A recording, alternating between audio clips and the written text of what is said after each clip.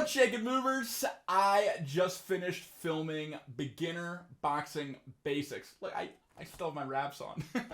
I did this for all those aspiring chess boxers that's been hit me up in my Discord, that's been popping into stream, maybe those New Year's resolutionists chasing healthier habits.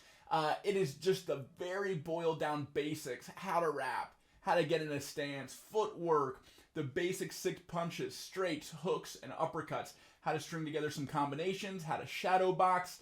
All of that will be covered in this series. And let's just get into it. You ready to get into it? Let's get into it. Let's go. All right, beginner boxing basics. First up, we have probably the most common question I get, even more than like punching, when am I ready to spar? Like every question you can think of, I get this more than anything else. It's how to wrap your hands. So I'm just going to show you. You can get pre-wraps. You can get the ones with like gel on the knuckles where you just wrap the wrist. All those are fine. But these are like your regular 180 wraps that you can get on Amazon or any boxing brand. I'll have recommendations down below for what I use and what I like.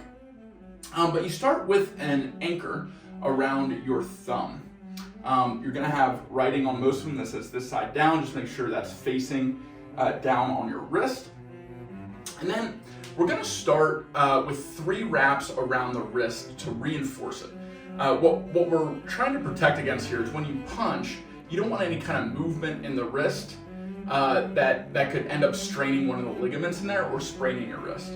So 3 tight ones around the wrist, and then we're going to do the same thing but around the knuckles. So we're going to cross underneath the hand and do 3 base wraps right around the knuckles.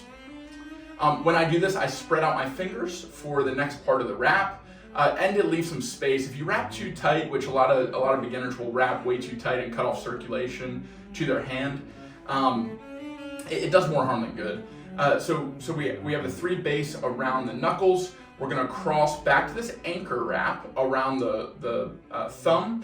And then people differ on this part. I'm just going to give you my preference. I like to start in between the ring finger and the middle finger for crossing in between the fingers. So that's going to be my first anchor wrap. I'm going to go straight into the second one in between my middle finger and my index finger.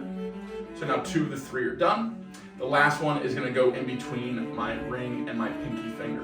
The reason I do this is because this last wrap gives me a little bit more leverage to come across for the next reinforcement wrap across the knuckles.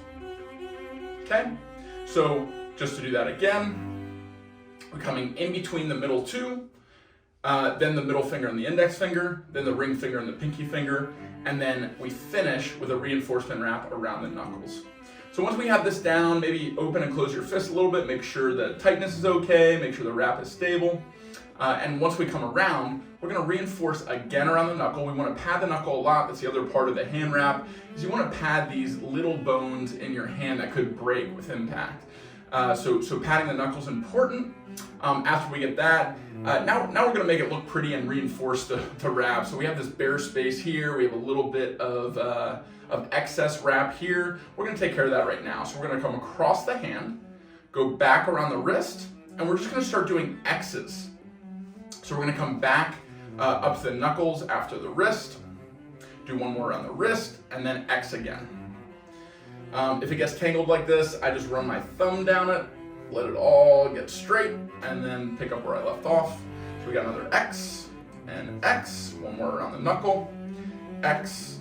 And once I have about a foot, maybe 1.5 feet of wrap left, I just go all wrist. And these are where I get just a little bit tighter. There is some looser wrapping underneath it, so there's less danger of feeling the cutoff in circulation. And then we get a wrap that looks just like this. I've been wrapping my hand for about, 12 years, multiple days a week. So a lot of it will just be repetition, trial and error, and getting it to a way that you personally like. I've seen coaches teach it very differently. Some don't go through the fingers.